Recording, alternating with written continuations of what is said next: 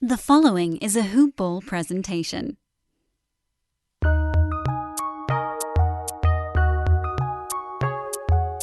Welcome to the Fantasy NBA Today podcast.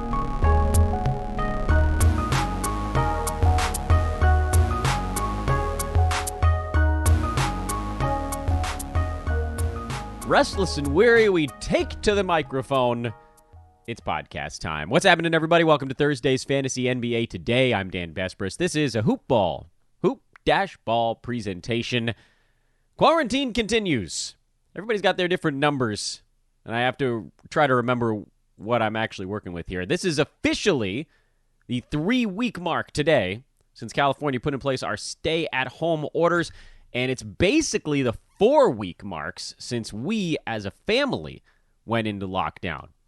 As many of you know, you listened to my show from like a week and a half ago. We had a kid in this mix, and so basically the second that things started to pick up even a little bit, right around the time the NBA was suspended, we went into a state of virtual quarantine. I admit, I still went to the hardware store. I needed packing tape, and I went to a storage unit because we needed to get a whole bunch of crap out of our apartment to make room for a new kid. So it wasn't the full quarantine that began probably on the 15th for us, so we're not quite to the 4-week mark there. As per usual, I'd like to start the podcast by just briefly going over anything, the latest in our nationwide situation, and there's not a whole lot today, so we're not going to spend a ton of time on it. So far this week, most of our COVID discussion has revolved around when we can start to look for good signs. And I think the main point to take away from all of our discussions this week is that every single thing you look at is a lagging indicator of some length of time. And so right now, if you're looking for good news, if you're looking for reasons for some optimism, there are a couple of them. Number one, there have been reports coming out that the U.S. might be able to adjust downwards slightly the expected fatalities, at least of Wave 1. So that's good news. Another good news piece of, if you're looking for this sort of thing, is to look for just general cases in the place that put in stay-at-home orders about 3 weeks ago. The bad news, of course, is that there are going to be numbers that emerge, metrics that come out here over the next week or so that are horrifying. Because the biggest areas, the areas most intensely hit, and the most populous places, even the ones that put in orders early, are still moving towards the biggest, most likely mortality days of this initial wave of the infection, because as we talked about yesterday, there's about a 4-week lag on that. So you'll see that peak because a lot of the cases, well, you'll see that peak next week. And just quickly here on the math front, before we dive into our 4th Pacific Division team, I did that weird, water into a cup discussion on yesterday's show, and I think maybe it's easier to just visualize it like this. If you're looking at a lagging indicator, assume that the day before measures were put in place in whatever state you happen to be in is going to correspond to the biggest results of whatever test you're looking for at whatever length of lag that might be. So to make it simple, to really simplify how we're thinking of this in our mind, if we assume that the reporting of deaths due to the coronavirus takes about 4 weeks from someone's first exposure, because we talked about it yesterday, there's about 5 days of incubation, about 7 of people staying at home, then they go to the hospital, and it's about another 11 or 12 days there, and then you'll get a death report probably, if that's what happens, a couple days after that. So that gets you to just shy of 4 weeks by a couple of days, probably. And so then, what you trace it back, you assume that the greatest spread was occurring right before measures were put in place. I think we can all agree that that's the case. Once people are separated, the spread is going to slow down starting from that point on. But up to that point, you still had tens of thousands of people cramming into arenas for sporting events and political rallies and bars and restaurants. And so that last day is going to correspond to the biggest number of whatever metric you're looking at. So if it's new infections and that's a 2-week lag, then exactly 2 weeks from that day, you should see your biggest new infection number, and then that should level off and start to come down a little bit after that. And if it's hospitalizations and that's a 3-week lag, well, then 3 weeks after your measure was put in place, which, by the way, again, is today here in California, you should see your biggest new number of hospitalizations before that then starts to come down a little bit. Now, it's fuzzy. It's not going to be exactly on the 3-week mark, so you'll probably see a small, maybe 2, 3, 4-day chunk of time where things sort of hit the peak of the curve. And just like a jump shot, figuring out where the exact apex is up to the official deciding if it's goaltending or not. But it's hard. You see the ball sort of float at the apex before starting to come back down. And then once it does, it'll come back down more steeply. And then, of course, the worst part of this is next week, you'll probably see that 3 or 4 day span where the mortality is the largest number. But that, to me, I thought was an easier way. And this is something that hits you when you're up in the middle of the night with a newborn. Hey, I just thought of a new way of explaining this on a podcast. Jot down weird shorthand note on piece of paper that says, talk about distance from last day, and then, actually do it.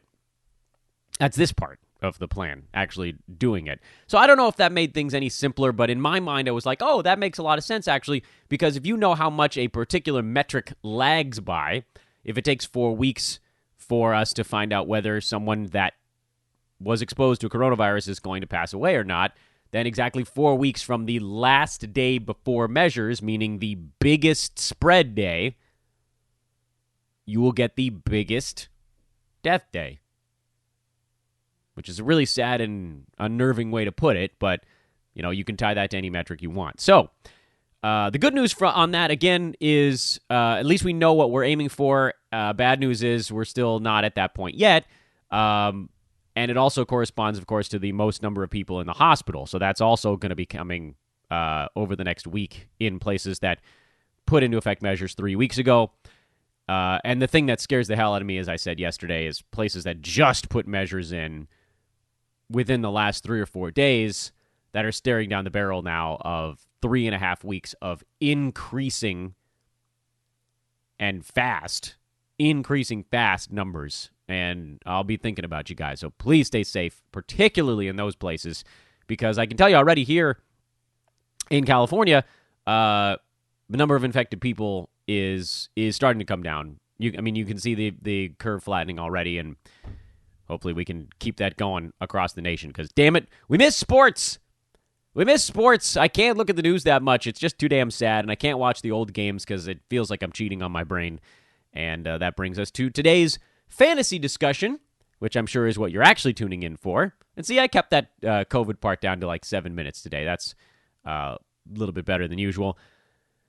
2 teams left in the Pacific Division, the Golden State Warriors and the Sacramento Kings. And today we will take our tour de force.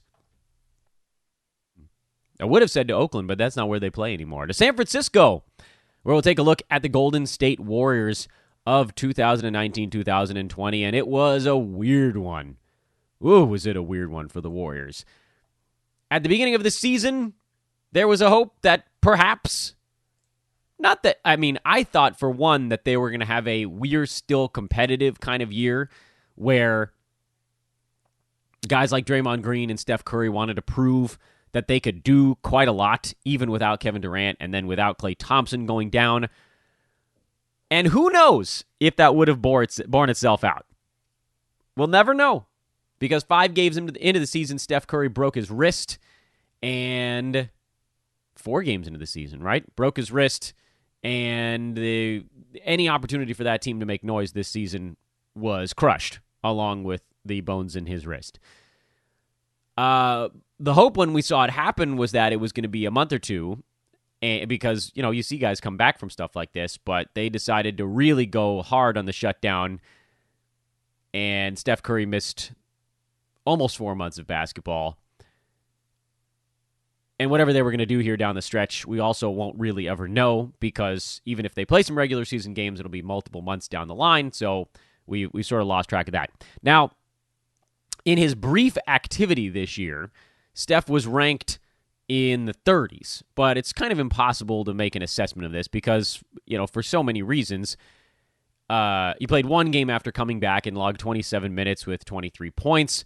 Prior to going down, the Warriors were getting smoked in a lot of their early season games, but Steph looked good enough in those outside of a robust turnover count. He had 8 in his first game of the year. He shot 40% in 5 games. 2 bad games can bring him down, but you also saw glimmers.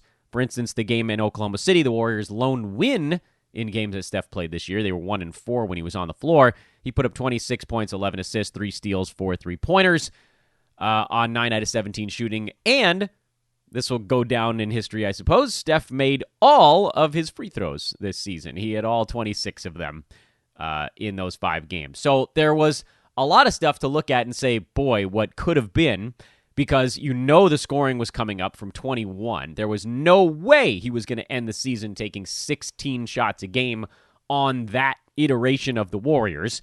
The assists were going to likely be, I would have ventured to say, a career high for him this year. But then you look back and he did have an 8.5 assist season in 2013, 2014. So might not have eclipsed that number. I think you were definitely going to be looking at assist numbers in the 7s at the very least this year as the team's primary ball handler. He and Draymond Green on the offensive side probably would have seen his career high in scoring or very close to it, near that 30-point mark in his insane 2015-2016 season. I don't know what would have come of the steals. He was 1.7 for his career. Even if that comes down a little bit, you're looking at maybe 1.5. And then the field goal percent is always up in the 47 to 50 range for him. So, by all accounts, without the wrist injury, you were probably looking at a top 5, maybe even top 3, maybe even top 2 finish for Steph this year. But we'll never know. We'll never know. I dodged a massive bullet because I was a huge Steph Curry proponent this year. And I don't really know that you could necessarily call that a bad prediction. It was wildly unlucky. I mean, I think most of the fantasy community was pretty high on him, thinking, well, what? What is he going to do? Miss 10, 15 games with ankle stuff? Maybe. He played in 69 out of 82 games last year. He had a nice stretch in there for about 5 seasons where he's playing in 78 to 80 games every year. Even if he misses a handful in the modern NBA, everybody's missing a handful. So you roll that into what would be a crazy high per game number. Well, we'll never know. What are you going to do? I mean, he ended up being, I really don't think I can call it the worst pick in fantasy, because if he had stayed healthy, he would have been really good. He was certainly the most unlucky pick in all of fantasy sports this year to spend a first-round pick on a guy that plays 4 games. 5, if you count the one coming back. Of course, his injury changed the trajectory of the Warriors overall, and it sort of casts a cloud on everything else that we're going to be talking about today. What do you do with Steph Curry going forward? I mean, I would draft him in the top 5 again. I don't see no reason to back off from that. We know what Steph is when there's no Kevin Durant around. Even if Klay Thompson's back and Andrew Wiggins is around, this dude's insane. Arguably the best shooter of all time. So yeah, I would take another chance on him. I don't think this is happening again. And with Klay back next year, and Wiggins on the roster all season long, I think they like what they've got out of Marquise Chris. They're probably going to go look for a center, although salary cap stuff is going to make things a little bit weirder. You might see more Kevon Looney next season. They were really going easy on him with injuries and tanking this year. Next season, they're going to try to win again. I actually feel, and so this was always one thing that you had to put in the back of your mind that I kind of talked myself out of, and that was, well, what if this was really the year, because there was no Klay Thompson, and there was no Kevin Durant, and it's possible that I had a misread on this Warrior team. I thought they would want to prove people wrong. Now, again, we'll never know, because if Steph had stayed healthy, we would have gotten a better idea of what they were going to try to become. They got off to a slow start even before he got hurt, but what are you really going to make out of 4 games? It's possible that the Warriors were just going to treat this year as kind of a whatever season, even with Steph had stayed healthy all year. Again, we can never know for sure, but you do have to take some of that stuff into account. Do we think it's going to be a prove-it year for some of these guys to say, screw you, folks that said we couldn't do it without Kevin Durant? Don't you remember we did do it without Kevin Durant? Or was it, criminy, we've played in so many finals in a row, we just need to throttle back for a season. So maybe this was always going to be the throttle back year. But it doesn't matter anymore, because we're past that now. The lesson to take away, I think, from the entire Warriors organization is related to that notion. And that is, if you go into a draft, a fantasy draft, and you have a big question hanging over your head of whether or not a team is really going to be competing, and I'm not talking about some of the middling teams, whether or not they're going to be going for a playoff spot, but it does apply in that respect a little bit as well. You could use Anthony Davis with New Orleans as kind of an example of that. Hey, what's different about a roster when a team wants to make a splash? Well, guys are going to play through nagging injuries. You're going to see more focus on a night-to-night basis. And maybe that was never really in the cards for the Warriors this year. So we'll certainly look at that with different teams, not the Warriors, because next year, they're going to be fighting again. They're going to have their roster back. They're going to be ready to roll. But there are going to be teams. There's always a handful. There's always 2 or 3 teams where you're like, does this team really want to compete? Because if they have veterans on a team that doesn't want to compete, you're asking for trouble. It doesn't always fail. Nothing is 100%. But if you have veterans on a team that's not looking to compete, you can expect them to take off a lot of games. Every nagging injury, lots of back-to-backs, they're just going to be like, not a big deal. Kind of Lakers of last year. That was a warm-up year for LeBron before he could get his co-star in L.A. That's the example of the other direction. You can always find examples of this, season-to-season basis. So, just briefly looking ahead now, I'm very high on Warriors for next year. I think they're going to be grinding. I think they want to win next year. I think they want to prove that with their main dudes back and somehow turning Kevin Durant's departure into Andrew Wiggins, which, for as much as I don't like Andrew Wiggins' fantasy game or even his reality game all that much, he's a whole lot better than a goose egg. He's way better than a random G Leaguer you can throw in at small forward. He's a lot better than that. He's not a great basketball player. I don't think he ever will be. But considering they could have lost Kevin Durant for nothing and it ended up being D'Angelo Russell, which ended up being Andrew Wiggins, that's good for them. They got that, and he can play a little defense. Dude can play a little D. So, in these seasons so far, or post-mortems, whatever you want to call it, we run into a couple of these where guys got moved mid-season. So, with Andrew Wiggins, who played the final roughly month of his year with the Warriors, and D'Angelo Russell, who played the final month of his year intermittently, up in Minnesota, I'm going to make a judgment call on when we talk about guys on current versus new teams. You can usually do a little bit of both. I like the idea of talking about a guy with his new team because it allows us to look towards the future a little bit more. But we'll go to Draymond Green first. So I'm getting one player ahead of myself anyway. Draymond Green finished at number 86 in 9-cat this year. 8 points, 6 boards, 6 assists, 2.2 combined defensive stats, 0.8 three balls, 39% from the field, 76 at the free throw line in what was a pretty weird season for Dre. A number of missed games bouncing around. He played in only 43 of the Warriors games. And overall, his season was dramatically impacted by the lack of Steph Curry because he didn't have people to throw the ball to a lot of the time. I expected way more. This was a bad season for Dre. It was his lowest minute count since his sophomore campaign back in 2013-2014 at only 28 minutes a game. But again, it's hard to handicap this season for Green because effectively, once Steph Curry got hurt, there was no reason for him to try. This is a guy who'd become accustomed to this point of competing for championships.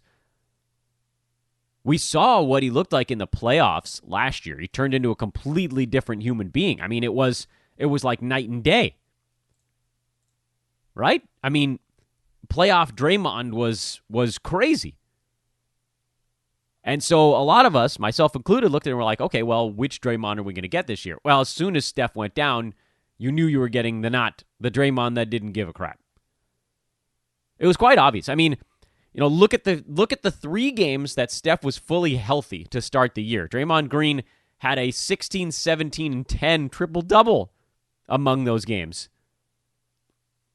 Warriors got blown out in their first 2, so his lines were not that juicy. He had 10, 5, and 2 with a couple of steals, 11, 4, and 3 with a steal, and then he went for 16, 17, and 10 with 2 steals in that 3rd game of the year. 4, 5, and 4 in the game Steph broke his wrist in only 24 minutes. And from that point on, it was like, all right, well, what are we really even going for here? There were mixtures of games. There were games where he got himself locked in, like the Christmas Day game, Draymond played harder. He had a triple-double against the Knicks. But overall, it was a bad year.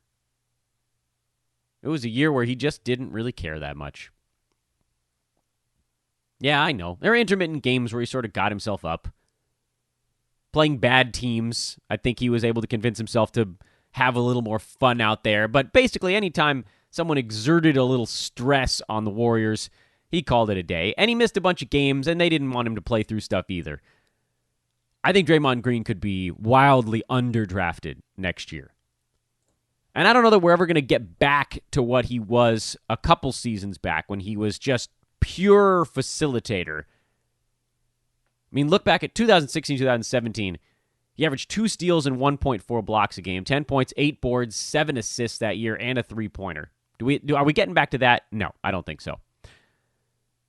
But what about the year after that, which would be 17-18 season? 11, 7.5, and 7, 1.4 steals, 1.3 blocks, and a 3-pointer? Why not?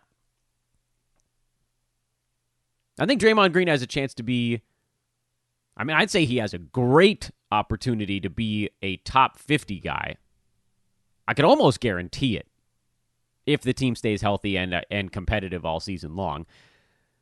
And I would say he's got an outside shot to get inside the top 30 next year. Like, you could go back, you could see that big year for him was like a second-round type of value. He had 2 seasons in a row where he was posting second-round-ish value. And then the 11, 7, and 7 was more like a third-round guy. I really think Drake could be a third-round guy next year on a Warriors team that's actually trying again. This year was a clunker. I took him in one spot. I thought he would be kind of that well-rounded guy, and he sort of was that. He still gave you, rebounds, assists, steals, some blocks, but the other stuff was lacking. There needed to be more. The field goal percent needed to be not quite so awful. You wanted to get over 10 points, probably. It was backseat Draymond, but it wasn't backseat because we're going to coast into the playoffs. It was backseat because, let the young guys play and skip half the year. So that one stunk, but he's going to be underdrafted next year, and that's sweet. So we'll capitalize that when the time is right. Andrew Wiggins, who we'll talk about here with the Warriors, he finished at number 93 in 9-cat. After getting off to a really good start, things petered off for Wiggins a little bit. A lot of the old stuff kind of crept back in. The field goal percent, 44.7. He took a bunch of 3-pointers this year, so that was a big step in the right direction. And to his credit, this is the first time he's been inside the top 100 in 9-cat in a while. Steals and blocks, which is kind of nice. He had a big role with the Warriors, but that's going to be largely diminished next year with everybody coming back healthy. Am I drafting Andrew Wiggins next season? No, probably not. He's the third scoring option on the Warriors and really the fourth fiddle on the Warriors next year. That's assuming they don't bring in anyone to probably log up a big man spot. Let's assume they don't. Wiggins has pretty consistently been the 1 or 2 option on teams he's been on. As the third or fourth option, I think things are going to get pretty cramped for him. So this was kind of the year. That said, I think he's probably going to be a happier guy next year playing on a winning team. So that might bring him a measure of joy. With the Warriors, you average 19, 4.5, and 3.5 with 1.3 steals and 1.4 blocks. He was blocking shots like crazy in Golden State. But even in Minnesota this year, he was at 22, 5, and 3.5 with 0.9 blocks. The steals were oddly down with the Wolves. 3-pointers, career high this season. Free throw percent, his best mark since 2016. Field goal percent was right around his career mark despite the increase in 3-pointers. And the assists were career highs with both teams, Minnesota and Golden State. I don't know if that sticks in Golden State next year with the number of guys they're going to have moving around, but the Warriors love ball movement, so maybe it does. Still probably an intriguing guy to grab in more of a points league type of format because, you know, he'll chuck some shots up. He always does, even as a third option. But, you know, simple lesson here is that he's just not going to have the same role. And even if you can talk yourself into efficiency bumps or things like that, it's not going to make up for a lack of volume. And then the other stories with the Warriors this year are ones that we might just end up forgetting about. You know, Damian Lee ended up as number 117 in 9-cat at about 13 points, 5 boards, little under 3 assists, a steal, bad field goal percent, really nice free throw number. Had a good season, kind of up and down a little bit. Finished the year strong when the team was going into even harder tank mode. We preached him hard around Christmas. I ended up bailing on him a little bit after that, and he was inconsistent. The guy that we really liked on the Warriors, and I want to spend a touch more time on, was Marquise Chris, who finished the season at number 132 overall. But if you go to the last, say, 25 to 30 games, he was almost a top 50 asset. And he was well inside the top 50 once he earned and held on to that starting job. What's going to come of Marquise Chris? I really don't know. It's impossible to make this prediction going forward because we don't know if the Warriors are going to change up their front court at all. As it stands right now, he makes a lot of sense as the run-and-gun center with this team, the guy that can go to the rim, that actually can protect the rim a little bit on the opposite side, because when he started playing more ball games, I mean, look at his last 10 games even, he was at 13-9 with a steal and a block on 58% from the field. Now, he doesn't space the floor, so you wonder if that will keep him off the court when the Warriors are, running out a lineup in the fourth quarter where they want to open things up a little bit. As it stands right now, he's an intriguing late draft pick. But we really have to keep a close watch on what the Warriors are doing moving forward, and basically the addition of any proven bodies in the front court might be enough to knock him off his path. Otherwise, all these guys that did a little bit of stuff for the Warriors this year are going to fall into the rear view. Damian Lee is going to be back behind Klay Thompson. Kai Bowman will be behind Steph Curry. Eric Pascal will be behind Draymond Green and potentially Marquise Chris in front court minutes. Who else do we even need to mention? Jordan Poole? Nope.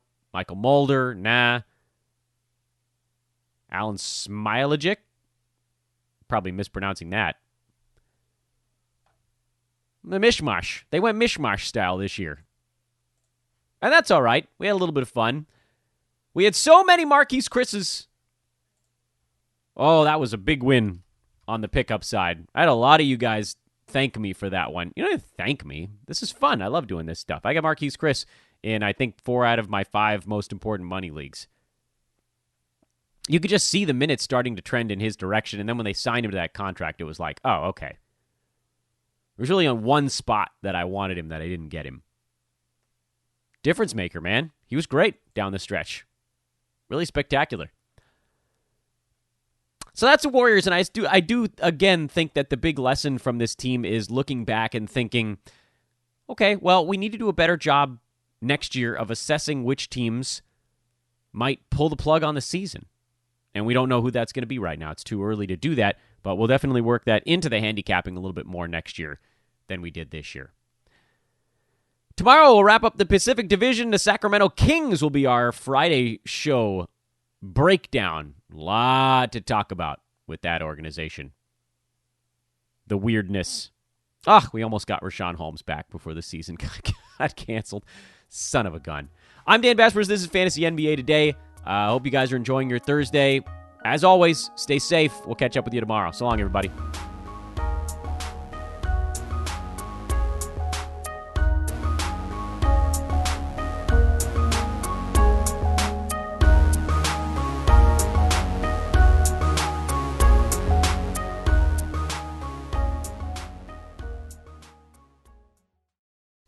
This has been a Hoop Ball presentation.